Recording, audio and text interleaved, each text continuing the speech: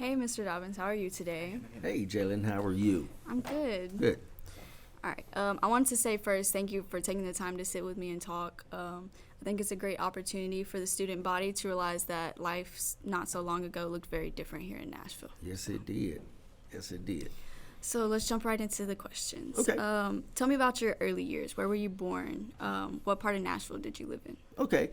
So I always like to tell people I was raised in a village, and I was raised by a village, a place, Harding Mall and Nolensville Road, or Harding Place and Nolensville Road. It's called Providence. It still exists. There's a historic marker there that indicates that the village was settled in 1868, right after the Civil War. And so I grew up in a very rural area. I mean, it was more rural than Mayberry, if you know about Andy Griffith.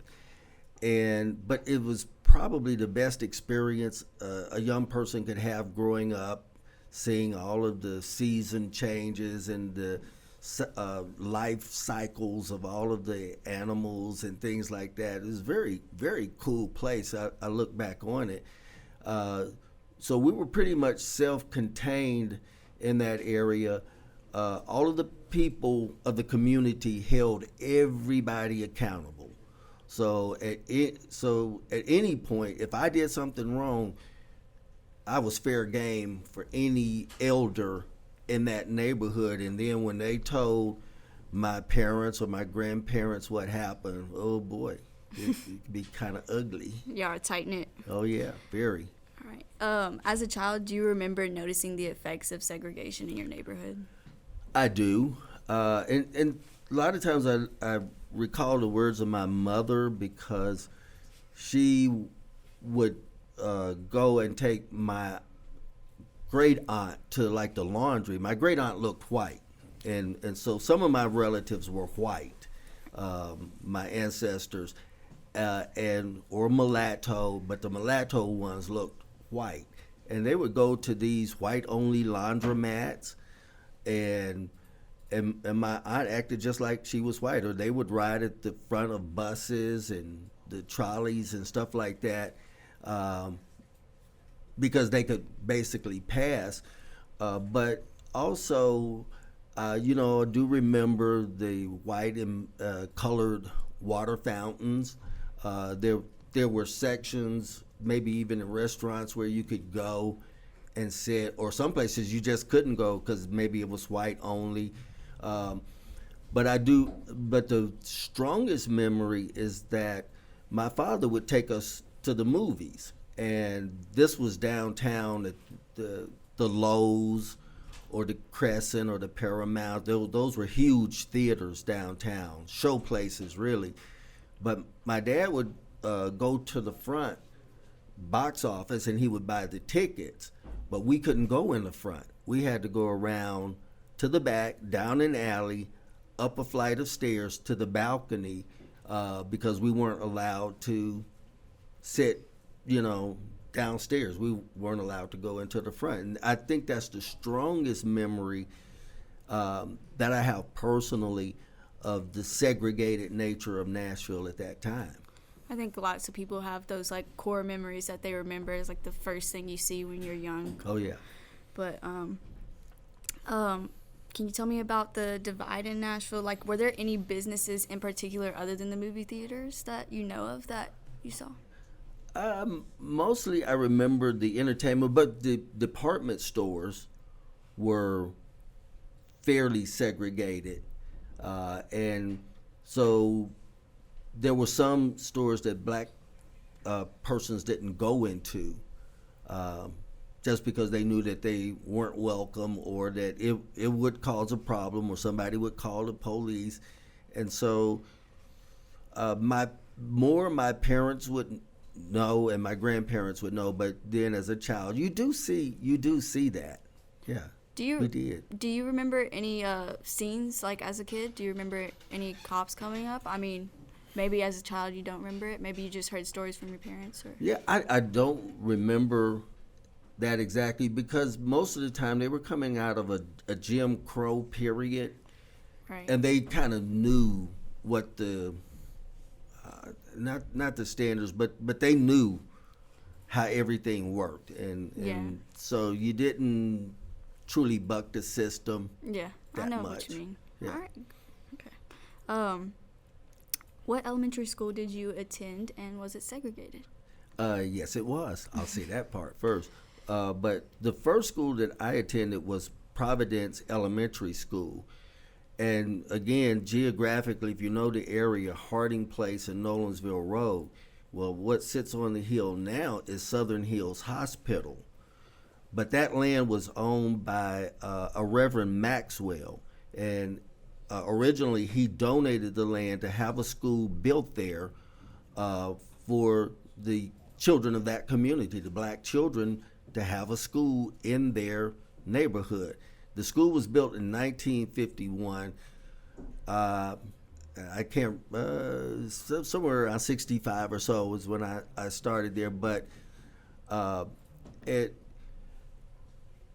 went there until third grade, and then was when the segregation, which really the case was settled in 1957 here in Nashville. So, there was Brown versus the Board of Education, and then there had to be a case here in Nashville. And that case, Z. Alexander Luby was the lead attorney on it, and that case was settled in 1957. So it took time for this desegregation to be implemented. It wasn't just overnight, it was implemented in stages. And at the very beginning, and that may have been 1957, Hattie Cotton School was actually bombed because they didn't want the black students and the white students to go to school together. So they thought, well, we'll just take the school out. But in somewhere around 1967, the young people of my community, half of Nolensville Road. So if you lived on like the west side of Nolensville Road, you went to Providence, Tusculum, McMurray, and Overton. But if you lived on the east side of Nolensville Road, you went to Haywood, Apollo Middle School, and then Antioch High School. So literally, desegregation, which is always a two-edged sword, divided our little village into two parts. And so, but always made it interesting, sporting time when, you may have been at Overton and the other half may have been over at Antioch, and you had to face off against each other. But, it was a really different type of experience. Did you still feel as tight-knit after that, after the schools split? Oh, yeah. The community always did things together. And so that never stopped. And somehow or the other, you were always related to somebody. Right. And we had to be really careful growing up. If you're dating someone in the neighborhood, it's best to ask your grandparents or elders, somebody, how are we related? Or are we related? But you just never knew. Right, yeah. I was also going to say the reverend who donated to the land for the school, was he black as well? He was black.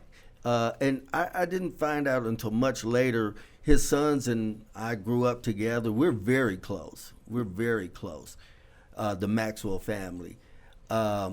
He was a land entrepreneur, and he bought land, lots of land, more land than I could have imagined he owned.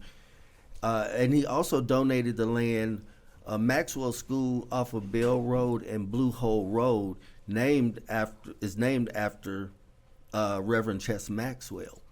And so he's a land person. Yeah, but my grandmother and her mother owned a lot of property too, but it wasn't quite like that. Yeah, it wasn't as much as that. No.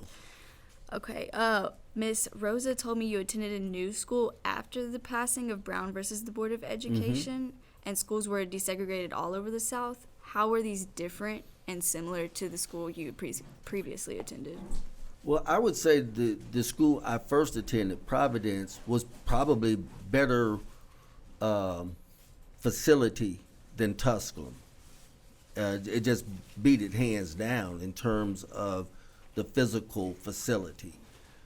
But I do notice, and I did notice, that the books we received had already been written in, already been marked up. I mean, so, and some of the pages torn out. So we did get the hand-me-down educational material.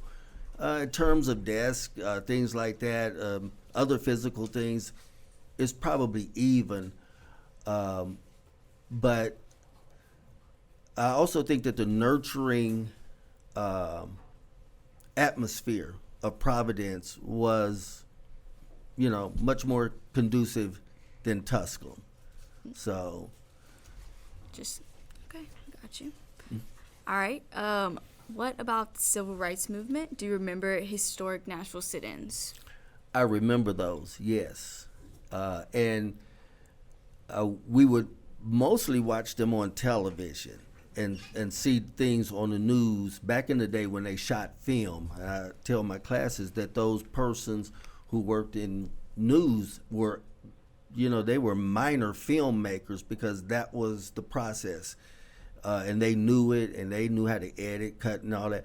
But we saw things on television every night. But I think the thing that sticks out most in my mind, and I've mentioned this to my classes, is that when something would happen in terms of civil rights, whether it was in Nashville or Birmingham or Detroit or Chicago or wherever these things happen, my mother would just break out into these boohoo crying, and I knew something had happened. So like the day that Dr. King was assassinated, I knew what happened. Well, I didn't know what happened. I knew something happened. The Sunday that the 16th Street Church in Birmingham was bombed and the 4 little girls were killed in that bombing, I knew something had happened. And that is my most vivid memory from those early days of civil rights is my mother would just break down. She was from Birmingham, but she also worked at American Baptist, they called it seminary then, American Baptist College. So she knew like Reverend James Lawson. She knew Congressman at John Lewis. He wasn't congressman at the time. They called him a little boy, I think, because he was 15 when he actually graduated from high school and went to American Baptist College. Kelly Miller Smith, who was good friends with Dr. King, and Dr. King was always in Nashville. So my mother had a close connection with the individuals and also the locations. And when something happens, because she was so connected, it really hit her. Yeah, it hit her, and we knew. We didn't know what happened, but we knew something had happened. Did she sit and talk to you guys about it? I mean, like I think a lot of parents do that nowadays. Like when anything happens, sometimes but they don't have conversations about it because it's hard to have. No. Yeah. And I'm saying this because that's a generational thing. Yeah. My dad didn't talk about his service in the Navy, being in Korea, until much later with his sons. He didn't tell his mother anything. He didn't tell my aunt anything. And my mother was kind of the same way. I didn't know and learn much of what was really going on with her. I knew on the periphery that things happened, but the closeness to which she was to the situation didn't come out till much later. We were probably adults, when we really had those conversations. But we knew things had happened. Yeah. Got you. All right. How do you think this impacted Black communities all over Nashville and more broadly the South? I think it's a double-edged sword. Integration, it had to happen. It was going to happen. But when it happens, it's not easy. Yeah.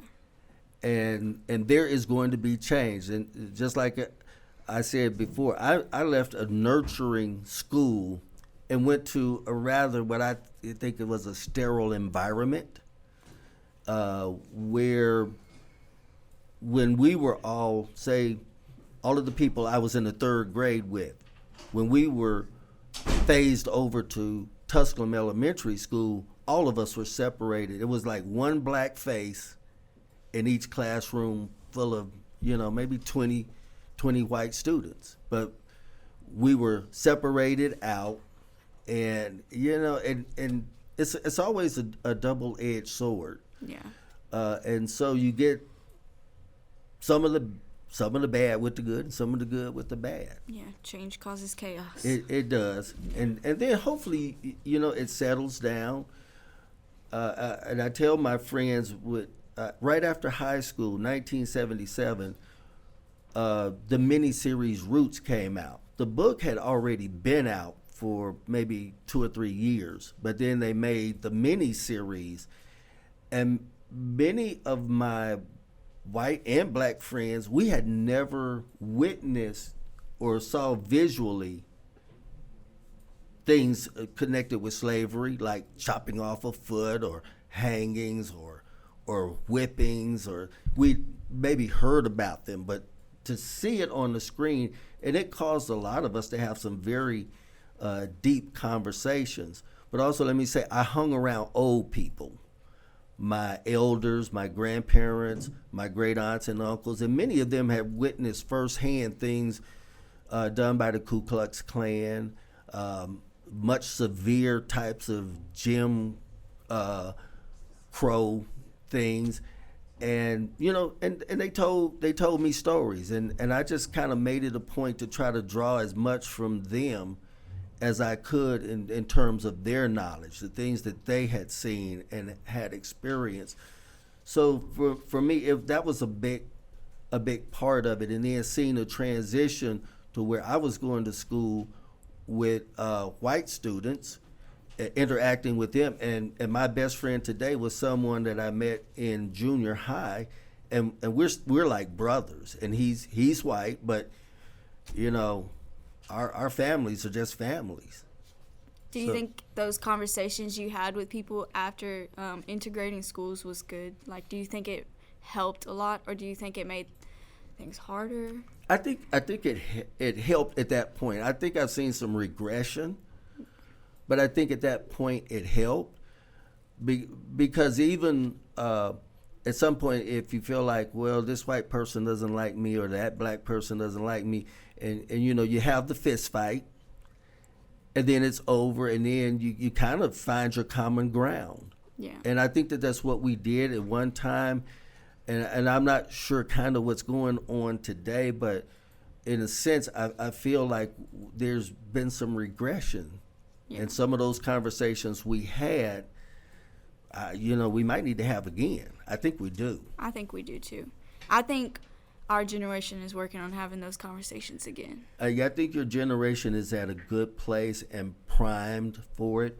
I do look at things on television and what's in the media, and I see more blended type of families, but but blended maybe black husband, white wife, and children may look Oriental, and so we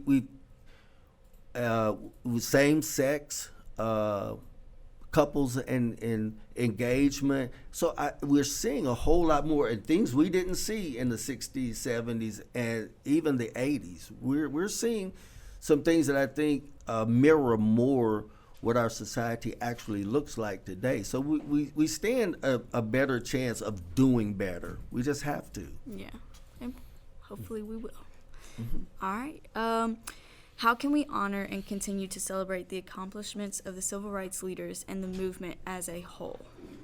I think we need to engage in conversations with each other, and I think honest conversation. That there should be no anger, animosity in those conversations. Certain things that happen in history, they happen.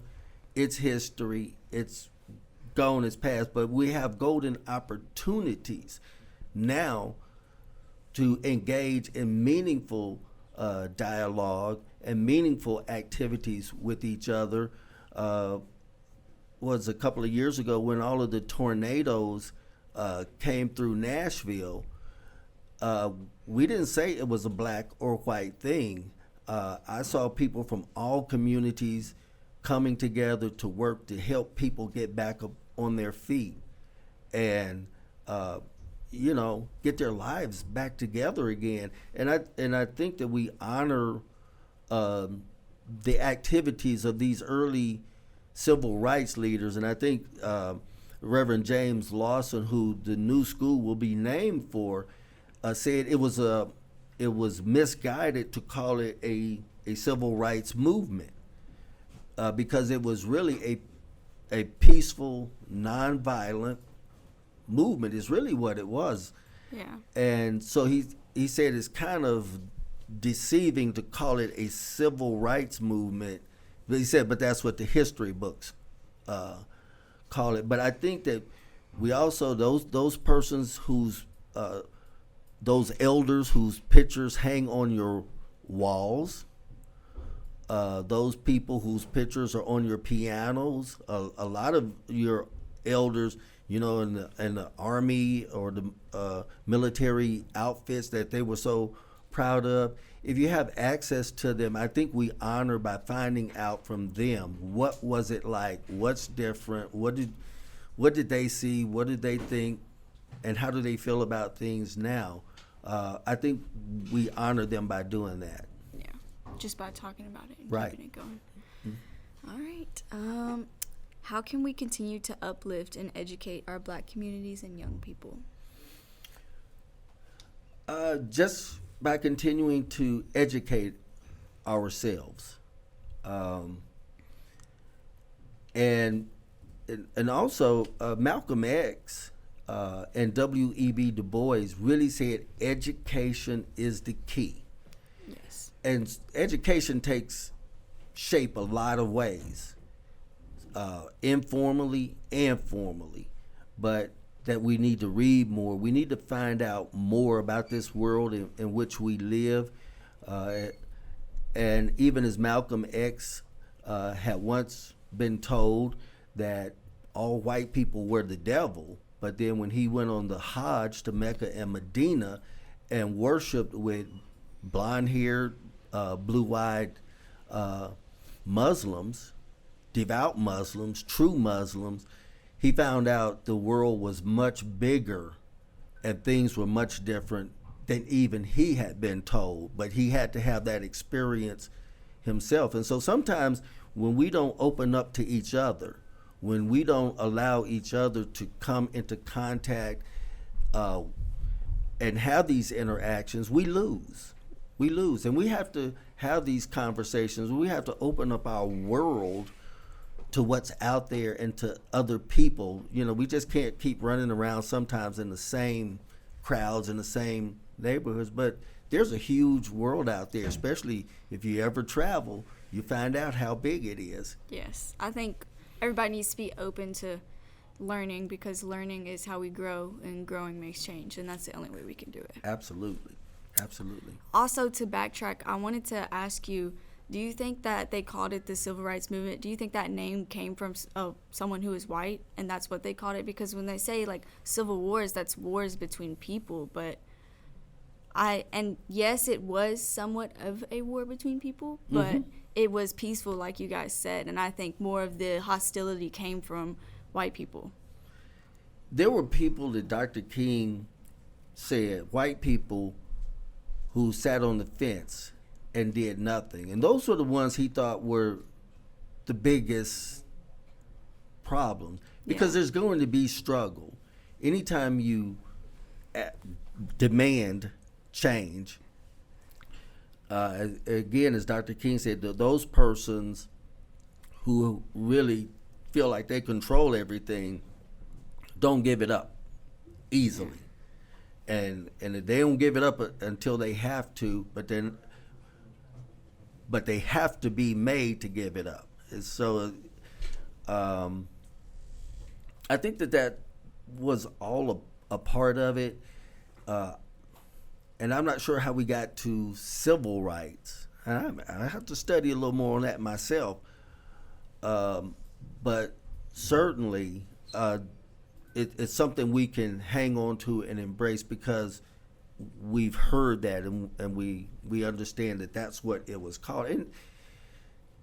And you know, civilly, I guess it was about obtaining the rights that were written in the Constitution for everybody. Yeah. Okay. I just want to backtrack on that. Okay. All right. Also, what is one thing you would convey to students at Hillwood about acceptance and loving their neighbors? What do you want to tell Hillwood? Number one, we're all uniquely designed. There's no two people who are alike, even if they're twins. And we have to be able to accept those differences and embrace those differences and understand that some of us are just, or all of us are just going to be different. Nothing wrong with that. But the times that even when we are unaccepting is when it's going to cause a problem. So we really have to learn, especially in this day and age when we see we're exposed to so many different types of people, that we realize that, you know, we're all unique. We're all unique. And we have to embrace that. We really do. Yeah. I think we do too. Yeah. I understand that. Well, thank you for talking to me. You really do capture an audience because I didn't know these things about you. And Okay. I was excited to learn. Like, it's exciting to sit here and listen to you and hear what you have to say about it. Well, You know? let me say one more thing. The Judds recorded the song "Love Can Build a Bridge," and I think, echoing Dr. King, that love is the most powerful force in this world. And that song just kind of came to me by the Judds, that love can build bridges, and we need to build bridges between all of us. Yes. And when we do that, I think that we're going to see some tremendous things occur, things that we never would have dreamed or thought we would ever see. But if we do that, I think we will. Yeah, I think we will too. I've heard more people actually talk about building bridges. This is a side note for me, but Belmont is actually, they have a program called Bridges to Belmont, and it's about integrating more like minorities and diverse students into Wow. it. And like, they're predominantly white, so I think it's good to see those things in the community. Yeah. I just want to say my that. wife is a Belmont graduate. Is she? Way back in the day. Yeah, Yeah. okay. Yes, I know. All right, well, thank you. Thank you so much. I had a good time talking to you. I did too, Jalynn. Thank you. Thank you. All right. We're good? All right, guys.